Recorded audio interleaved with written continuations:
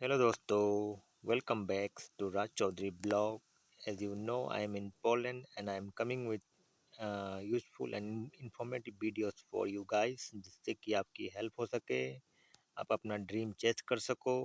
अगर आप मेरे चैनल में नए हैं तो kindly share and subscribe my channels for such informative videos. Today our topic is what we have to do after coming Poland. जैसे कि हम पोलैंड आते हैं आफ्टर ग्रांटिंग आवर वीज़ा, उसके बाद हमने क्या करना होता है। जैसे कि हम पोलैंड पहुंच गए, एयरपोर्ट से हम जैसे कि बाहर निकले, अपने एकोमोडेशन में जा रहे हैं, उसके बाद हमें क्या क्या चीज़ें करनी पड़ती है और किन किन चीज़ों का खास ध्यान रखना पड़ता है। सबसे पहले तो आप अपने कंट्री से फ्लाई कर रहे हैं तो you should know that who is coming to pick from the airport. आपको उस बंदे का पता होना चाहिए। मे बी इमिग्रेशन ऑफिसर आपसे सवाल जवाब कर सकता है, तो उसमें कोई पैनिक सिचुएशन क्रिएट ना हो, इसकी वजह से आप अपना जो आपको पिक करने आ रहे हैं एयरपोर्ट पे, आप उनका नाम आपको पता होना चाहिए, उनका नंबर आपके पास होना चाहिए, so that if any panic situation arise, आपका आपसे अगर कोई इमिग्रेशन ऑफिसर आपसे कुछ क्वेश्चन पुटअप करे तो आप उनको उनका नंबर दे सके, उनसे बात करके वो कन्विंस हो सके कि ये एक्चुअली आप यहाँ वर्क पे ही आए हो, किसी और मकसद से नहीं आए हो, क्योंकि यहाँ पे बहुत सारा क्रॉस चेक होता है। ठीक है दोस्तों। और दूसरी नंबर बात, आप एयरपोर्ट से चेकिंग इमिग्रेशन आपने क्लियर कर लिया, आफ्टर डेट आप अपने एकोमोडेशन पहुँच गए। उसके बाद what are the other steps you need to do before starting your work. आप अपने काम शुरू करने से पहले आपने क्या क्या प्रोसेस और करना पड़ता है। जैसे कि आप अपने अपने कंपनी में जाइए, हेड ऑफिस में, वहाँ पे रजिस्ट्रेशन का नॉर्मल सा पॉलिसी प्रोसेस होता है, वो आपने करना होता है। उसके बाद आपने जाना होता है अपना पैसल नंबर जनरेट करने के लिए। अगर आपका पैसल नंबर जनरेट हो गया तो उसके बाद ही तब जा करके आपका बैंक अकाउंट यहाँ पे बन सकता है। विदाउट पैसल बैंक अकाउंट बनना नामुमकिन सा है। हालांकि ज़रूरत वो थोड़ा सा इलीगल प्रोसेस हो जाएगा, तो मैं उसके बारे में बात नहीं करना चाहता हूँ। मैं ऑल लीगल वे के तरीके से जो भी प्रोसेस होता है मैं उसकी बात यहाँ पे कर रहा हूँ इस वीडियो में, और ये इन्फॉर्मेशन मैं आपको देने की कोशिश कर रहा हूँ। पेसल नंबर जनरेट हो गया, उसी पेसल नंबर के आधार पे आपको बैंक अकाउंट खुल जाता है।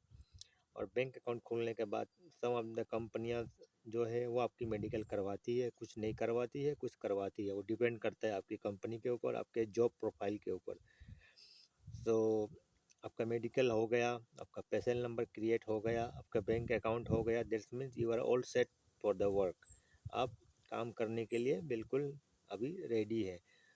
So from that time company will deploy to your location. जो आपके कॉन्ट्रैक्ट में वर्क लोकेशन मेंशन होगा, आपको वहाँ पे डिप्लॉय कर देगी। जो नियर बाई एकोमोडेशन उनका होगा, उस जगह से आपको वो फैसिलिटीज़ देंगे आने जाने के लिए। मे बी ट्रांसपोर्टेशन वो प्रोवाइड करेंगे, मे बी वो आपको रीइम्बर्स करेंगे, या जो भी होगा, जैसा भी होगा, वो आपका और आपके कंपनी का मसला है। आप एक दूसरे के अंडरस्टैंडिंग में चीज़ों को क्लियर कर सकते हैं कि किस तरह से आपने जाना है, किस तरह से आना है। तो ये सारा प्रोसेस हो गया।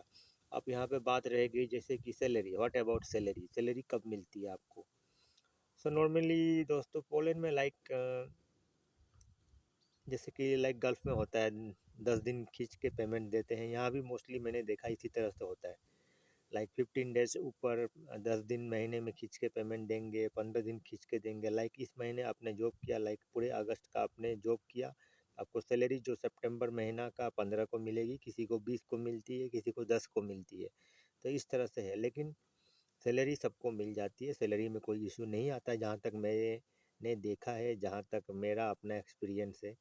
जो मैं ये वीडियो बना रहा हूँ, मेरा खुद के एक्सपीरियंस के ऊपर बना रहा हूँ, और थोड़ा बहुत इन्फॉर्मेशन मैंने लोगों से कलेक्ट किया है। तो सबको मिल जाती है, सब ठीक ठाक सैलरी मिल जाती है, किसी को कोई इशू नहीं आता सैलरी में। Because this is Europe and I hope आपको पता होना चाहिए कि यूरोप में इस तरह से कोई लफड़ेबाजी बहुत ही कम। अगर आप लीगल तरीके से आप अपने आप को रखेंगे तो आपके साथ भी सब कुछ लीगल होगा। अगर आप इलीगल तरीके से आप जॉब खोजोगे तो फिर आपके साथ भी इलीगल होना शुरू होगा।